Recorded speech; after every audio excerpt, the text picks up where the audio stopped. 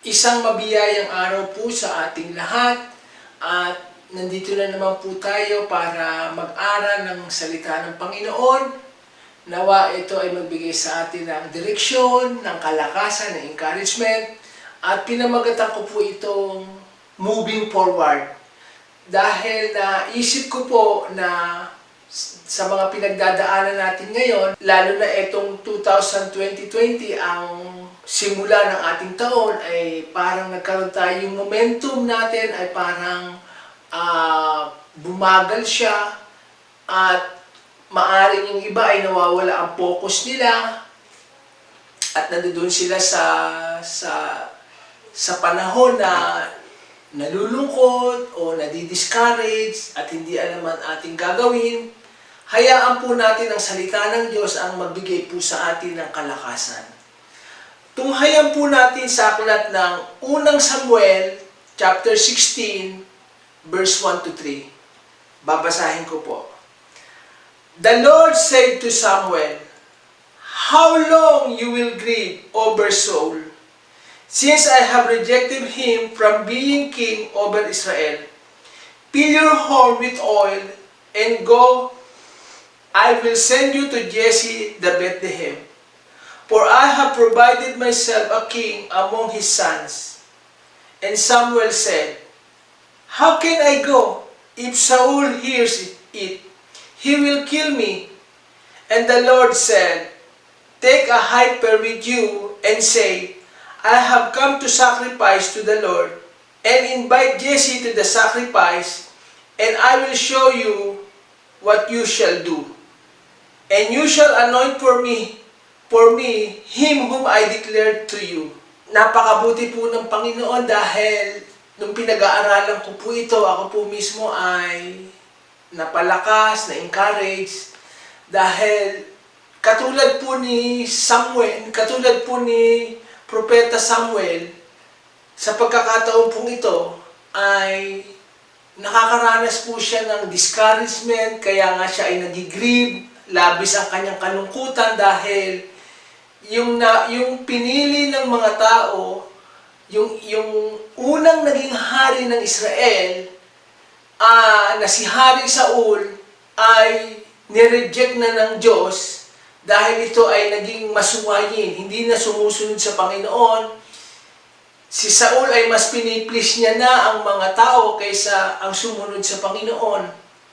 Kaya grabing nalungkot po, nag-grieve si Samuel dahil maaring iniisip niya, sino na ang mamumuno sa bayang Israel? Dahil napakahalaga po ng leadership. Dahil kung ano po ang mga ginagawa ng leader, kung ang leader ay matatag at masunurin sa Panginoon, nandoon ang pagpapala ng Panginoon, nandoon ang favor ng Panginoon. Kaya yun maari ang agam-agam o yun ang disappointment ni Samuel, kaya siya nalulungkot. At katulad rin po sa atin ngayon na may mga bagay na hindi natin inaasahan na bumubulaga sa ating harapan, katulad nga po ng COVID virus po na ito na for the first time, bakit ang mga church ay hindi na makapag-gather sa isang gathering na sama-samang nagpupuri sa Panginoon. Kaya yung iba nagdadala ito ng panghihina, nawawala ng focus, dahil mas iba po kasi ang naidadalang kalakasan kapag sama-sama po tayong sumasamba, sama-samang nag-aaral ng salita ng Panginoon. Ngunit sa pinagdadaanan po natin ito, ano man po ang ating sitwasyon, maaari po yung ating pangkabuhayan, yung ating trabaho, pinagkakakitaan po natin, na gusto po natin mag-forward. Gusto natin marami pa tayong gawin. Kaya, ito po ang salita sa atin ng Panginoon. Huwag tayong mag-grieve, huwag tayong malungkot, huwag tayong mapighati. Kailangan anuman ang dadaanan natin ay we keep moving forward, na ang focus natin na sa biyaya ng Diyos ay malalagpasan po natin anuman po yung sitwasyon na kinalalagyan po natin sa oras pong ito.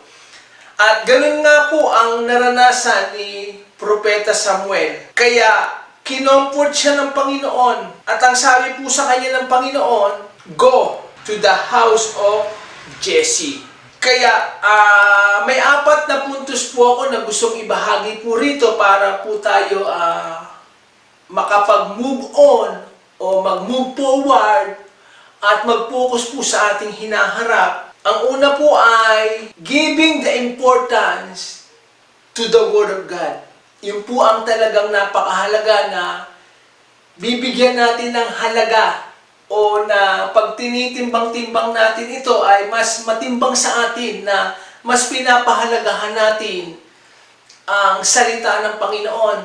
Kaya nga po sa atin mga kapatid na sa linggong ito ay nagtatapos na po yung 90-day challenge natin at may mga bago na naman tayong inihanda sa atin yung set ng another 90-day challenge para mas lumalim pa tayo na mapag-aralan ang salita ng Panginoon. At sa 3 buwan po na yan ay specific na pinili ko po kung ano po yung mas magpapalakas sa atin, magpapatibay po sa atin. Ayan po yung meditation to overcome fear, meditation to trust on the Lord, and meditation to increase or to grow up in our faith to the Lord. At napakahalaga po yan na dapat sa atin ay mas matimbang o mas pina-priority natin ang pag-aaral, ang pagbabasa, ang pag-meditate ng salita ng Panginoon dahil ito po ang pinagmumulan natin ng kalakasan. Dito po tayo tumatatag, dito pa natin nakikilala ang Panginoon, dito tayo lumalalim. Kaya doon po natin makikita na napapahalagahan po natin ang Panginoon kapag pinapriorities po natin siya. At ano nga ba ang mga ginagawa na response ng mga Kristiyano pagdating sa salita ng Panginoon? Or what do we do with the Word of God? Yung una po, karamihan po ay ini-ignore, binabaliwala, hindi binibigyan ng pansin, hindi pinapahalagahan, hindi pinaprioritize. Parang binabaliwala po. Nawa, alam ko po sa atin na sa naranasan po natin ngayon ng mga pagsubok, talagang nangungusap ang Panginoon sa atin, napakalakas ang kanyang boses, ang kanyang tinig sa mga sitwasyon o sa pangyayaring ito na napakahalaga na kinakailangan nag-aaral tayo ng salita ng Panginoon. Na hindi po natin ito ini-ignore at napakaganda po yan na sa panahong ito, sama-sama po tayo sa loob ng tahanan natin, na tayo ay nag-aaral, sama-samang nagpupuri, sumasamba sa Panginoon at nananalangin. Yun po ang ibig sabihin nun. At ikalawa pong nagiging response po sa salita ng Panginoon ay nami-misuse o mali ang gamit. Nagagamit ito para, yung iba ginagawa itong panakot o pang-bash, ginagamit ito para for the personal profit, sa sariling kapakinabangan lang. Ngunit, ikatlo pong response ay napakaganda, we delight in His Word. Kapag tayo po ay nagdi-delight, talagang nandoon yung ating excitement, nandoon yung ating gana, yung ating pananabik, yung ating kauhawan sa salita ng Panginoon. Kaya kayo nga po na every Sunday ay nakaabang, naghihintay ng salita ng Panginoon, yan po ay pagpapakita, nagdi-delight po tayo. At binibigyan natin ng priority o binibigyan natin ng mabigat na timbang, ng malalim na pagpapahalaga ang salita po ng Panginoon. Sinabi pa ni David, in the book of Psalms, chapter 119, verse 15 to 16, babasahin ko po. I will meditate on your precepts, and fix my eyes on your ways. I will delight in your statutes. I will not forget your word. Napakaganda po ng sinabi rito ni David. Ang sabi niya ay, i-meditate ko ang iyong salita. Ang aking mga mata ay nakapokus lang, nakapix lang sa iyong mga pamamaraan. At I will delight. Nandoon yung kanyang gana, yung kanyang excitement. At ang sabi pa po niya, I will not forget your word. Hindi ko kakalimutan ang iyong salita. Kaya napakahalaga po yan na para unang hakbang po na tayo ay makapag-move forward sa pinagdadaanan po natin ito ay bigyan natin ng halaga, bigyan natin ng mabigat na timbang o i-priority po natin ang salita ng Panginoon. Dahil yun ang utos ng Diyos kay Samuel. Ang sabi pa po ng Diyos kay Samuel, take the heifer with you and say, I have come to sacrifice to the Lord. At si Samuel ay pinagdadalan ng Diyos ng isang heifer. Ang heifer po na ito ay, it is a young female virgin cow. Isang babae po ito na virgin pa, without spot, without wrinkle, wala pa siyang kapintasan. At dalhin niya ito at isacrifice para sa Panginoon. At nagsisignificance po ito yung kahalagahan ng pagsamba sa Panginoon. The importance of worship. And we should sacrifice to the Lord what is best. Yung maganda. At kung ano po yung pinaka-the best natin na paglilingkod, yung mga the best nating oras, yung mga pag-aalay po natin, yun po ang dalhin natin na sacrifice sa harapan ng Panginoon. At doon po nalulugod ang Panginoon. Our excellence is at our best if we offer it to God. Kung tayo po ay magaling na mag-share ng salita ng Panginoon, yung mga gifts na binigay sa atin, at pag yan po ay ginamit natin, ibinigay natin sa Panginoon. Kaya nga ang sabi ni Pablo sa aklat ng Romans chapter 12 verse 1, babasahin ko po mga kapatid. I appeal to you therefore, brothers, by the mercies of God, to present your bodies as a living sacrifice, holy and acceptable, which is your spiritual worship. Pag tayo na po ay lumalakad ng may kabanalan, ang ating katawan ay pinipresent natin sa Panginoon at ito'y nagiging katanggap-tanggap sa Kanya, ito po yung ating spiritual worship. Nasa kapanahunan po kasi ni Samuel, kailangan pa nilang magdala ng hayop na isang virgin. Pero sa kapanahunan po natin, ang mga inaalay po natin ay yung ating mga katawan, yung ating mga sarili. At kung ano po yung the best na gifts na ibinigay natin sa Panginoon, at ito ay pinagagamit po natin, yun po tayo ay nagiging living sacrifice and acceptable to God. Yun po yung kahalagahan. Yun po yung pagsamba po natin. Ano man pong bagay yan, para tayo po ay makapag-move on. Kahit po kasi tayo ay maraming pinagdadaanan, kahit tayo ay may mga disappointment, kung iisipin po natin, mas marami po ang tao ngayon na mas naguguluhan, mas nadi-disappoint. Tayo po, nandiyan pa ang biyaya at grace ng Panginoon, nakasama po natin siya, ang ating mga pamilya, at hindi naman po tayo pinababayaan ng Panginoon. At yung ikatlong sinabi ng Panginoon kay Samuel, ang sabi po niya, and I will show you what to do.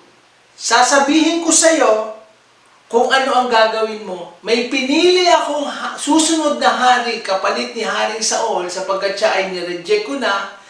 Pipili ako ng isang susunod na magiging hari. Kailangan mo siyang puntahan. Pumunta ka sa bahay ni Jesse at doon ka mag-sacrifice kasama sila.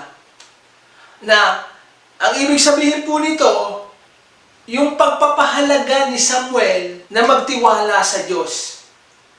Na kahit nagkaroon ng chaos, kahit nag-fail yung unang hari na inanoint niya, kahit siya ay nakaramdam ng disappointment, nag-grieve siya, nalungkot siya, nawalan siya ng gana, at parang sa kapanahunan po natin ngayon na nagtatanong tayo na bakit nangyari ito sa unang pagkakataon. Bakit hindi na tayo sama-samang nag-aaral ng salita ng Diyos kapag linggo?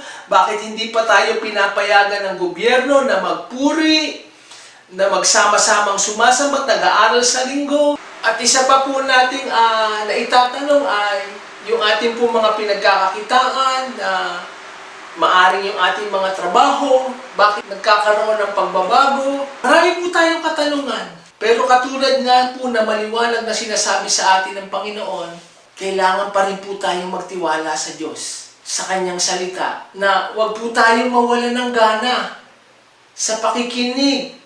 Kaya nga labis-labis po ako nagpapasalamat sa inyo na lagi po kayong sumusubaybay.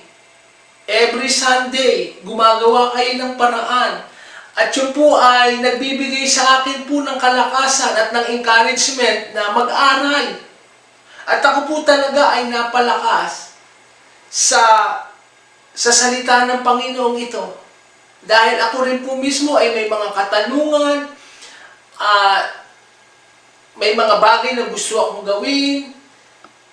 Pero mabuti na lamang po sa Kanyang salita, tinuturuan tayo ng Panginoon na magtiwala dahil alam ng Diyos ang Kanyang gagawin. Kasi maaaring sabihin nga ni Samuel na baka mag-fail uli, baka yung susunod na i-anoint ay maging masuwain din.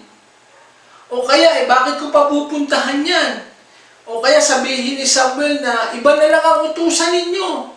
Ay ayoko na. Napapagod na ako, nadi-discourage na ako, at saka yung pakiramdam ko, yung emosyon ko, yung panghihina ko, yung pagdadalamhati ko, ay nandito pa sa akin. At saka na lang muna. Pero kailangan niya pong sumunod.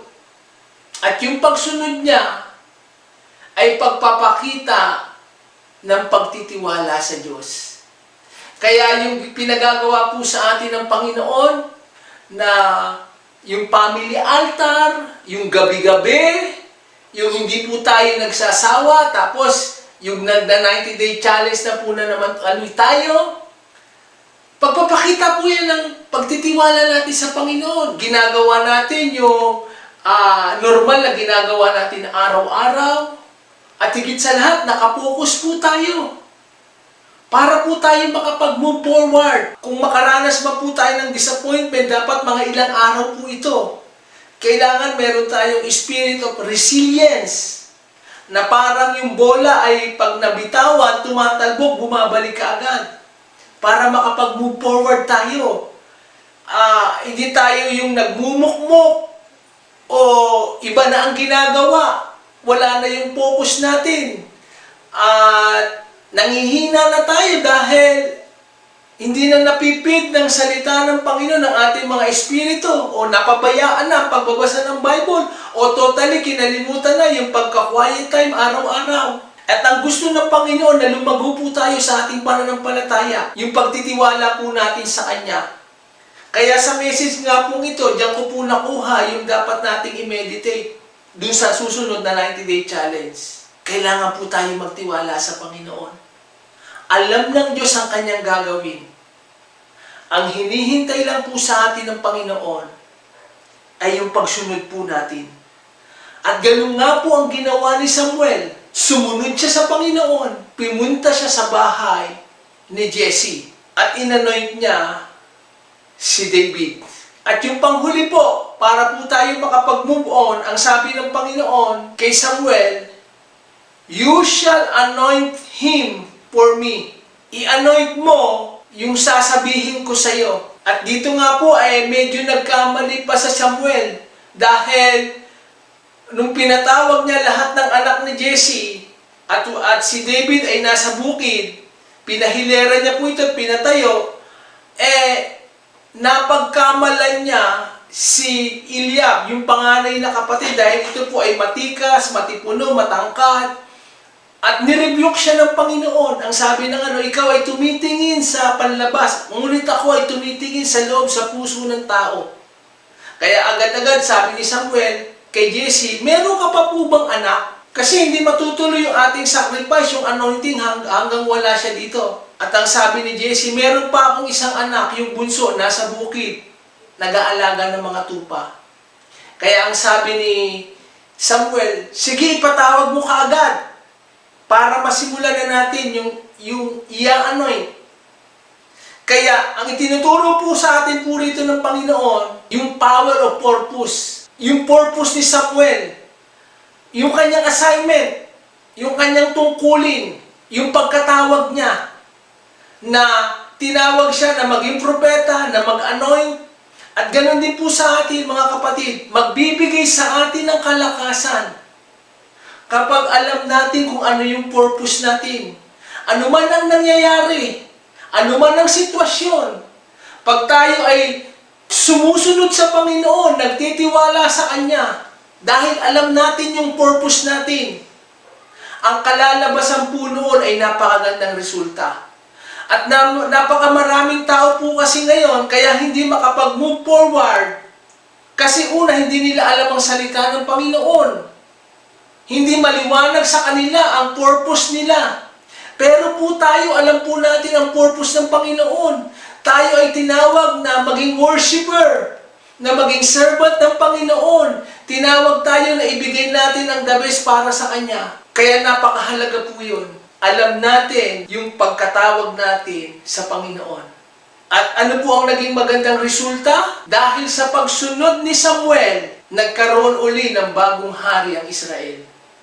Paano po kung hindi siya sumunod? Paano kung nanatili siya doon sa kanyang pag-grieve, sa kanyang pagdudulumhati, sa kanyang disappointment? Yung nawala na siya ng gana, ayaw niya nang sumunod, ayaw niya na magtiwala sa Panginoon, nagmumukmuk na lang siya, o nag-home quarantine na lang siya, nag-self-pity siya. Kaya, ano man po ang sitwasyon natin, kapag tayo ay sumusunod, maganda po ang resulta. Kaya kapag tayo po ay nagdi-disciple at nag-aalaga, maaring sa pagpapamily altar natin, ay dinidisciple natin personally yung ating mga anak, at yung mga anak natin yan ay magiging leader in the future. Nire-raise up sila. Hindi po nasasayang yung ating panahon, lalo na kapag ginagawa po natin yan araw-araw. At alam natin tayo ay nakapokus. Ibig sabihin tayo ay nag-moving forward. Hindi tayo yung tumatalikod o umaatras. Tayo ay mga sundalong tinawag ng Panginoon. Alam natin ang ating tungkulin, alam natin ang assignment. Kaya nga po tayo gumagawa ng paraan na kahit hindi po tayo sama-sama nagsisimba kapag linggo, ay biyaya ng Panginoon dahil sa mga technology ito ay meron po tayong YouTube. Kaya i-share po natin doon sa mga kapatiran po na nawala na ng gana, na sa una nakikinig ng online gospel pero nanamlay na, nawala na sila ng gana. Huwag po tayong matitinag. Bisitahin po natin mga kapatid, tulungan po natin sila kapag may kapatiran po kayo. I-follow up nyo po, lalo na po yung gagawin nating 90-day challenge. Pakiusap po, i-follow up nyo sila, tiyagaan sila, upuan sila, gabayan sila, maging katulad po tayo ni Samuel. At kapag ginagawa po natin ito, mga kapatid, sigurado po, yung mga pangangailangan natin, yung mga dinidesire natin, alam yan lahat ng Panginoon. And God can do exceedingly abundantly above all we can think or ask according to the power that works within us. Yan po ang sinasabi sa Ephesians chapter 3 verse 20. Gawin lang po natin yung ating purpose. Okay? Marami pa po diyang mga David. Marami pang mga kabataan na i-raise up ng Panginoon as a future leader. Kinakailangan lang po tayo ngayon na tinawag ng Panginoon, alam natin ang ating pagkatawag, ay ma-overcome natin ang disappointment na ito, ang mga pinagdadaanan natin ito. At muli, ibigay po natin yung ating the best. Okay? Kung ano yung mga gift, mga talent, mga offering, ano man yung binigay sa atin ng Panginoon. Dahil yun ang hiningi ng Panginoon kay Samuel. Yung hyper, yung the best. Amen, mga kapatid. Kaya ulitin po natin yung 4 na puntos para po tayo makapag-move forward sa panahon na tayo po ay nasa GCQ. Una po, bigyan natin ng timbang. I-priority natin ang salita ng Panginoon. basahin ang Bible, gawin po natin, ituloy po natin yung pagna 90-day challenge, at bigyan po natin ng halaga yung pagsamba po natin sa Panginoon. At ang pagsamba po natin ay hindi lamang po yung mga awitin natin kapag linggo. Ano man po na ginagawa natin with our best, with excellence, and we offer ourselves to God as a living sacrifice, yun po yung ating pagsamba.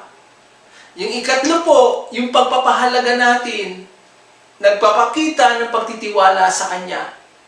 At dahil alam natin, yung purpose po natin, yung pagkatawag po natin, kapag sumusunod tayo, ginagawa natin ng ating mga pagkatawag sa atin ng Panginoon, we are the part of the solution sa panahong ito.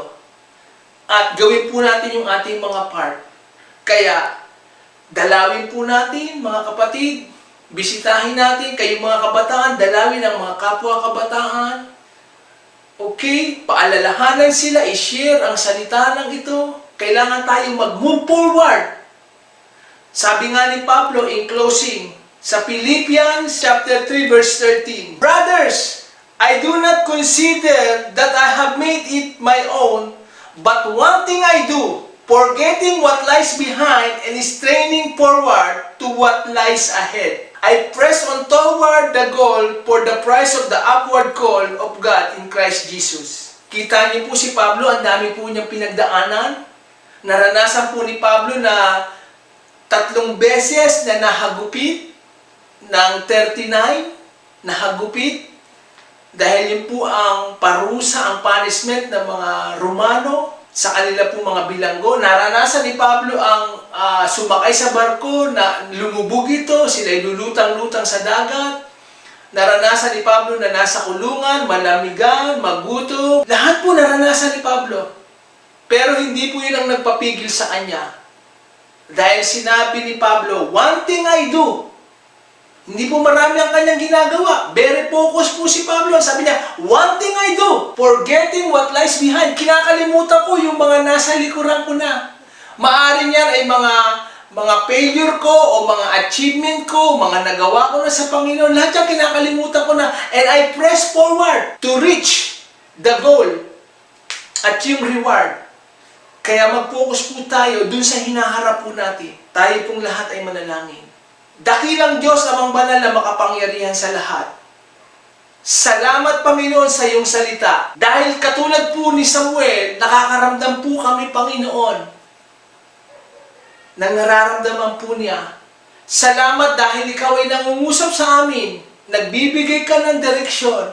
Because the step of the righteous men are ordered by God, O God. Ibaon mo po ng malalim sa aming puso ang salitang ito.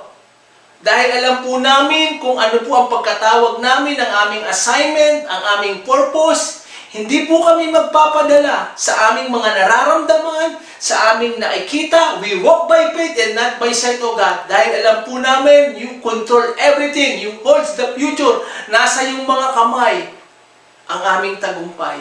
Maraming salamat, maghari ka, at ipagpala mo, Panginoon, ang mga kapatirang ito, Ama, na sila na magpa-follow up, mag-share, mag-aaral ng salita ng Panginoon, yung 90-day challenge. Bigyan mo sila ng knowledge, ng wisdom and understanding, O God, at bigyan mo kami ng katatagan, ng katyagan, na ibahagi po ito sa iba, Ama. Dahil marami pa po mga David, na mga young people, mga susunod na leader, ang gusto mong i-raise up, Ama. Maghari ka sa aming pamilya, Ama, sa aming iglesia. Sa iyo ang lahat ng papurit pasalamat. Sa pangalan ni Jesus, ang aming baluti at kalasag. Amen.